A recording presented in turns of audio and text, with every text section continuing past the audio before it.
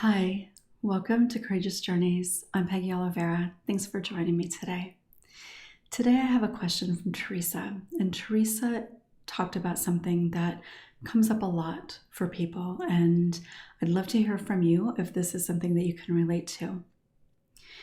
How can we figure out who we are? Because everything we are and have been through has made us who we are today. Do I start from scratch and redefine myself? I'm confused about who I really am or who I was meant to be. So, if you've been following me for a while, you probably have heard me use the quote, "It's never too late to become what you might have been," by George Eliot. It's one of my favorite quotes when it comes to impact and healing.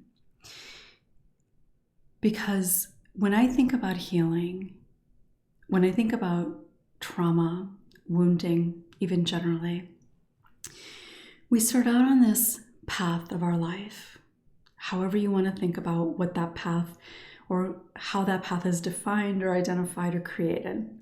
We start on this path, and when that thing happens that causes us to doubt ourselves, particularly when there's betrayal, it takes us off of that path. The trajectory changes from that first moment. And it's as if we're kind of going through our life in this parallel path or existence. Had that never happened, we would have kept going this way. But it happened, and so we're kind of thrown off a little bit.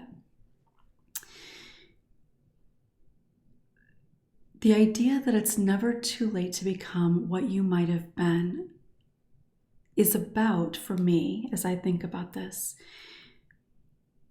it's not about continuing over here and then deciding which way you want to go and figuring out what the best path is and what do I have to do now that this is no longer who I am or what's available to me. Because this thing happened over here, this is gone forever. What I think about in regards to healing is because it's about returning to who you are, returning to wholeness. This path, while it has taken you off in however many directions or however far away from your original path, healing is about finding your way back. It's not about having to forge a whole new land. It's about coming back to the truth of who you are. So the idea that it's never too late to become what you might have been, all that potential, all that reality of who you are has always existed within you. You just haven't been able to see it, trust it, or connect with it because you've been taken away from it.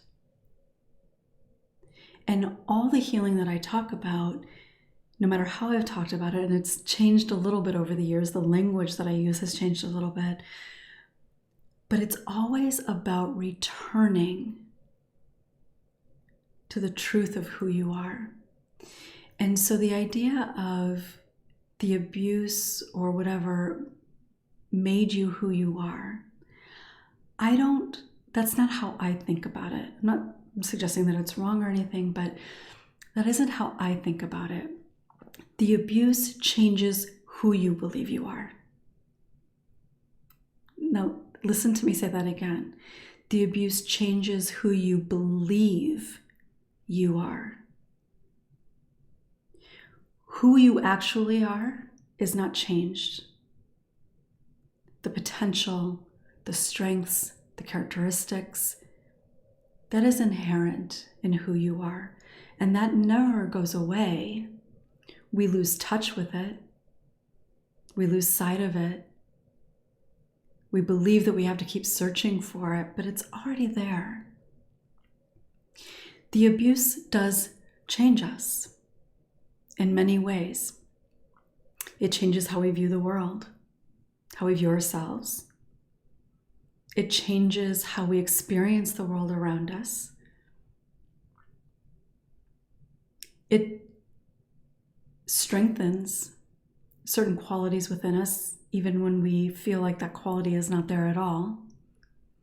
We connect with our courage more, even when we don't identify it as such. We build a stronger sense of empathy much of the time. We can become incredibly adept at finding ways to get through things. Those qualities are strengthened because we have to learn to survive. We have to learn how to manage to get through that. And it's not that people who haven't been through it can't be just as strong. But when we practice in more ways, when we use our strength in more ways, it becomes developed differently, or it is developed differently. But being abused, I don't believe, changes who you actually are. It changes who you believe you are. Yes, you develop qualities and characteristics, as I said. You develop fears. But those things are not who you are. Those things do not define who you are. You are somebody who has experienced abuse, as somebody who has experienced community violence. That is part of their experience, and it has shaped how they view the world, how they feel safe in their body. But those things are not who they are. Losing a parent at a very early age shapes how you show up in the world. It shapes what you believe about yourself and relationships. It creates fear and possibly abandonment. But none of those things are who you are. And when it comes to healing, I hear so often from virtually everybody in some way or another, I don't know who I am. I don't know how to become that person. I don't know who I'm supposed to be. But the truth is that who you are, who you're supposed to be, is already inside of you.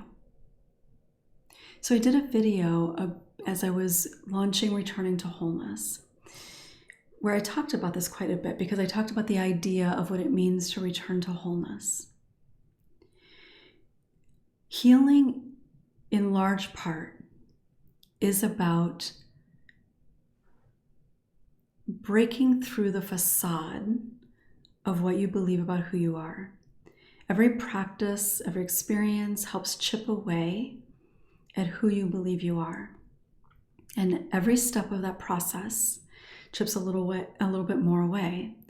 And eventually, what is left is you.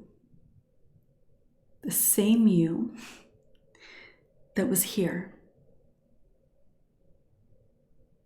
That person has always been inside of you. Always. Healing is about letting go of all of this stuff that you've believed, that you've feared, that you questioned because of who you believed you were and what was possible for your life. When you break free from all of that, you're able to see and connect with the truth of who you are, the essence of who you've always been. We are definitely not starting from scratch. It's just a process of finding our way back.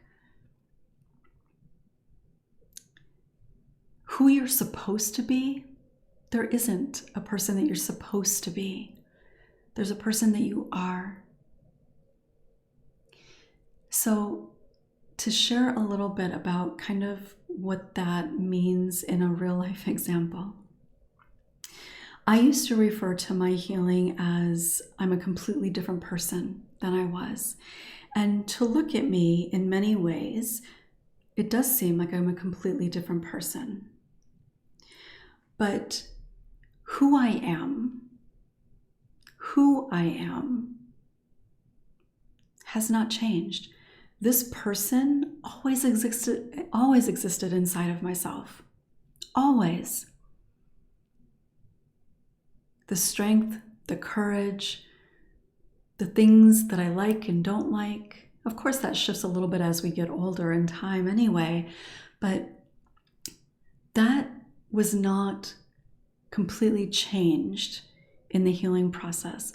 I am not a different person than I was before healing. What is very different is how I show up in the world because of how I feel about who I am, because I am no longer afraid of being hurt. I don't live my life from that place because now I can trust in people and know that if I am betrayed again, that I will be okay. I feel safe enough in my sense of worthiness that I can share differently than I ever had before. And you've heard me say this many times. The fact that I am that same person who is now doing this video, like, it's hard to believe that that can be the same person. But I am that person. I am just now that person who sees the truth of who I am, who isn't seeing myself through this cloudy lens of not being good enough, of being stupid, of feeling ashamed for making mistakes. And you know, if you've been watching my channel a while, I make mistakes all the time. But I don't feel shame about them anymore. And it's not because I'm a different person, it's because I know that the things that I felt shame about were not things that I needed to feel shame about.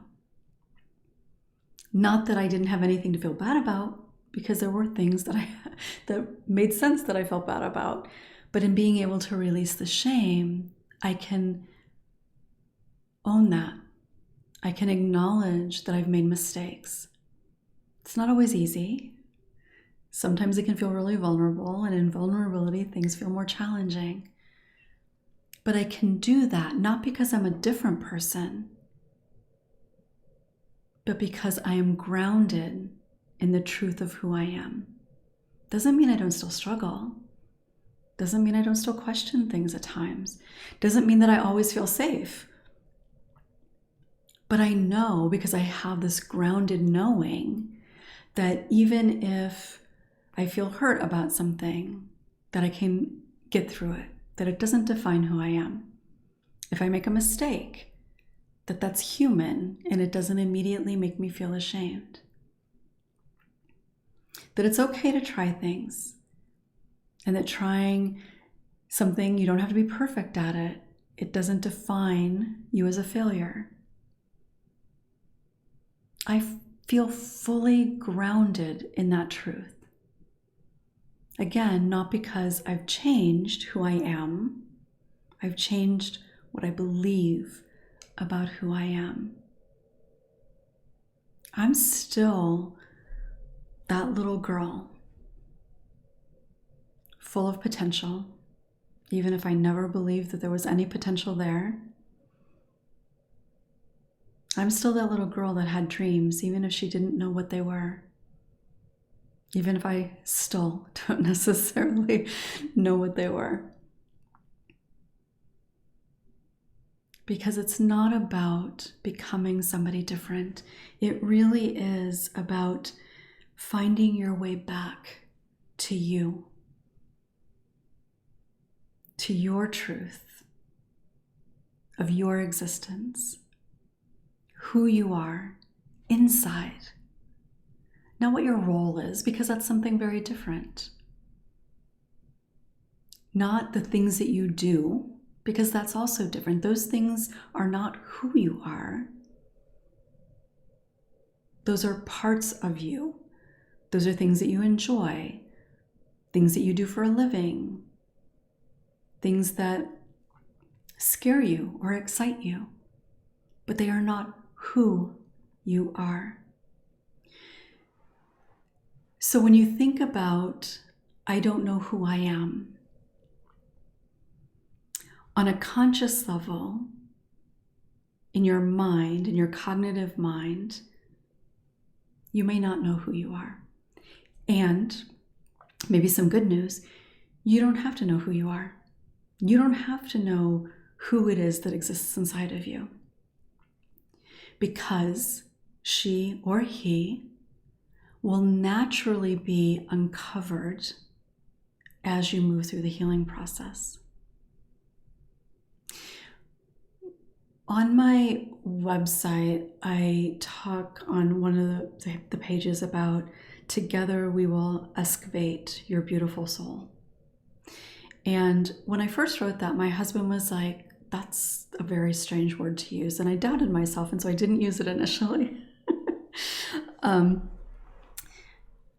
But the more I thought about it, I thought that's what it is. That's what healing is about. When you're excavating something,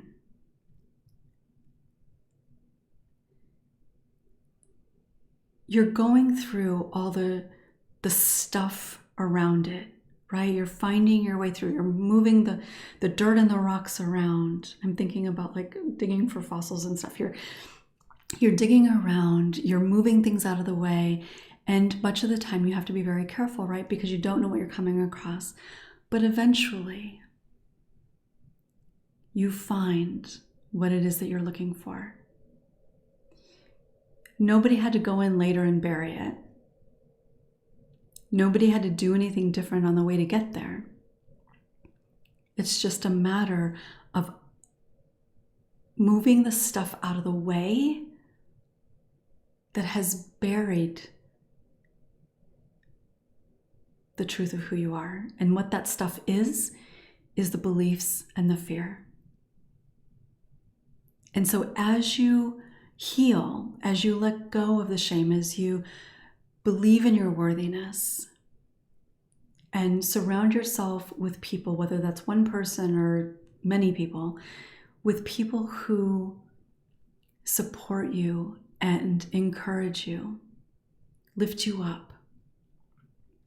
As you do all of these healing things, it's moving all of that stuff out of the way. And what is left is you.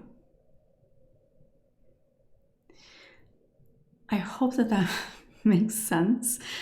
I know it can feel kind of strange in a way, but as you begin to experience it, it makes much more sense. And I'd love to hear from anybody who has found this to be the case, even if you're not completely connected to the truth of who you are yet, but you've seen glimpses of it. I'd love for you to share, to give other people an idea of what that might look like. And recognizing that, because I think that this is really big, because we can be so overwhelmed. So when you think about healing and you're able to really work towards accepting that you don't have to go through this whole process of, as Teresa said, starting from scratch to define who you are or to make who you are, the healing process can become easier. It can feel easier because you are recognizing that instead of having to build or create, that you are instead are, in a sense, through the healing practices, are actually just releasing the things that have kept you from being able to see that truth. And even as I say that, doesn't that feel energetically different than having to create something, figure something out, make something happen, versus just being who you are? And as you do your healing practices, what's keeping you from that truth just begins to fade away. because that's what happens. Of course, it's not easy and it's not simple, but that's what happens. Your beautiful, incredible, courageous, strong essence of who you are has always been inside of you. Always. And it is that truth of who you are that helped you survive. As you come back home to you, as you feel grounded in your wholeness, what you want to do with your life, how you want to spend your time, who you want to spend your time with, that becomes much clearer. You naturally gravitate towards the things that will fill you up, that will make you feel peace or joy. Because the essence of who you are knows that. And even in times of struggle, there have probably been times when you've been pulled in a certain direction, but you've closed it down, saying, oh, you could never do that, it's not the right time. That is often the real you trying to come forward. But because of fear, because of self-doubt, we dismiss it and talk ourselves into other things. So even if not recognizable, those glimpses of who you are have shown themselves. And again, from that place, the things that you choose to do look often quite different. You might change your hobby. You might change your relationships. You might recognize that you actually really don't like something that you told yourself you did. So those things may change. But those things have never been who you are. So thank you for watching. I really would love to hear from you. Your thoughts, your experiences. Has that feeling or that idea that you have to figure out who you are, has that overwhelmed you at times or kept you from feeling like you could ever really experience significant change in your life? Your experiences will also help other people who will read that see themselves in you. So I'd love to hear from you. If you are new to my channel, thank you for watching. Make sure you subscribe. And if you found this video helpful, please give it a thumbs up so other people can find it too. If you have a question you'd like me to answer, the link is in the bottom, but send it to qanda@courageousjourneys.com, and I will look forward to answering your question in the near future.